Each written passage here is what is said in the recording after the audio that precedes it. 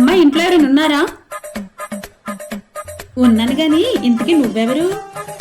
అదేనమ్మా జనాభా లెక్కలు రాయడానికి వచ్చాము. సరే రాసుకో. సరే చెప్పండి. 4 గొర్రెలు, 5 మేకలు, 5 ఆవులు. అమ్మా జనాభా లెక్కలంటే కుక్కలు, మేకలు, కప్పల గురించి కాదు, మనుషులు ఎంతమంది ఉన్నారు అని. అవి కావా? మరి వాటి లెక్కలు రాయడానికి ఎవరు వస్తారు? వాటి గురించి పశువుల డాక్టర్ వస్తాడు రాయడానికి.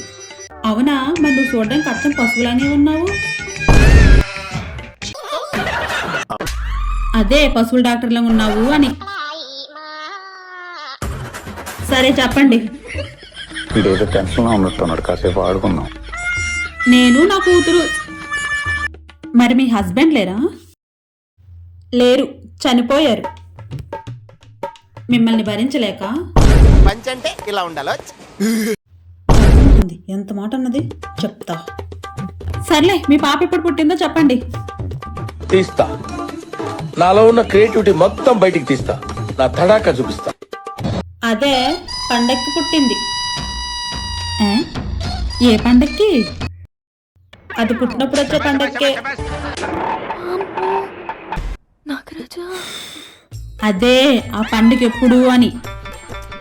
అంటే అప్పుడు గంగిరెద్దు మా ఇంటికి వచ్చింది. దాని కాలు కడుగుదాం అనుకున్నప్పుడు నాకు నొప్పులు వచ్చాయి. ఆ పండక్కి పుట్టింది.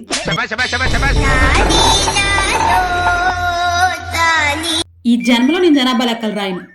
దండమా ఉంటాను.